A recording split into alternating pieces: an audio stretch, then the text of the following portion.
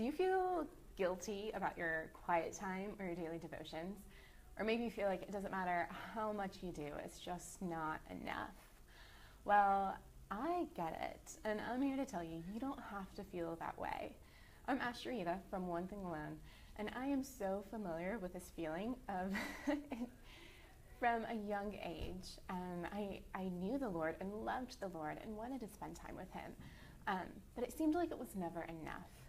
You know, in junior high, if I would read a devotional, I felt guilty because, well, maybe I'm supposed to be doing an inductive Bible study. Or in college, I would do inductive Bible studies for like 60 minutes a day because I had the time. But I felt like maybe it should be like 2 hours. Maybe I should do like word studies in the original Hebrew and Greek, and maybe I should map out verses and do all these things every single day. And when I would do those things in a certain day, I would feel like, well, that's great, but I didn't spend enough time in prayer or on my prayer list, or I did my devotions 4 days a week, but not 7 days this week. And is it ever enough? And this feeling of guilt can weigh on our souls. I'm sure you understand, whether you've done an inductive Bible study in your life or not. You know, this desire to be consistent in our quiet time, it's good, but it can also lead to despair. And I'm here to tell you, it doesn't have to be that way. You know, God tells us in Romans 8 that there is no condemnation for those of us who are in Christ Jesus, because through Christ Jesus, the law of the Spirit of life set me free from the law of sin and death. We have freedom. We can move from guilt to freedom in our walk with Jesus. So what does that mean when it comes to our quiet time? Well, here's a bold statement, but I will say this. If you feel guilty, if you feel condemnation about your daily devotions or your quiet time, that's not from God. We have a very real enemy, and he has come to steal, kill, and destroy. And Scripture tells us that he stands before the throne of God as our accuser, and he's the one who throws stones at us and says, look at her, she is not enough, she isn't doing enough, she's not consistent enough, she's not deep enough, she's not doing it the right way. But that's not from God, my friends, because through Christ Jesus, the Spirit brings freedom, and that's my encouragement to you today. Now, conviction, yes, that's totally possible that the Holy Spirit will convict you as he has been convicting me.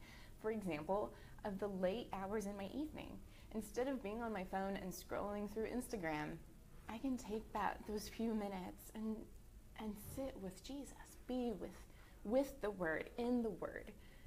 But that conviction from the Holy Spirit will lead to freedom and to joy, not to condemnation and despair. So that's my encouragement to you. If you feel guilty in your quiet time, if you feel like you're not doing enough, if you're not consistent enough or deep enough, take it to the Lord, friend. Ask God, Lord, is this coming from you or is it coming from the enemy? And if it's coming from the Holy Spirit, that conviction, when you obey it, will lead to freedom and joy. So much joy in Jesus. If it's from the enemy, it will be this performance trap that no matter how much you do, it will never be enough.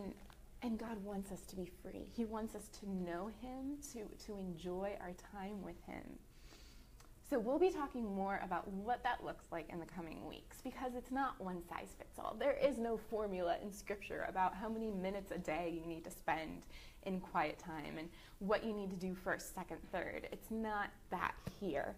So we'll talk about what does it look like to be with the Word and to be in the Word, to abide in Christ in our daily walk, whether you call it quiet time or daily devotions or meditation or something else. We'll be talking about that. But my encouragement for you today is do not allow the enemy to weigh you down with guilt and condemnation and despair. Because through Christ Jesus, there is no condemnation for us. If you skipped your quiet time yesterday, bring it to the Lord for whatever reason it happened and say, Lord, forgive me if I didn't make you my priority. Help me to love you above anything else. and help me to rejoice in your presence.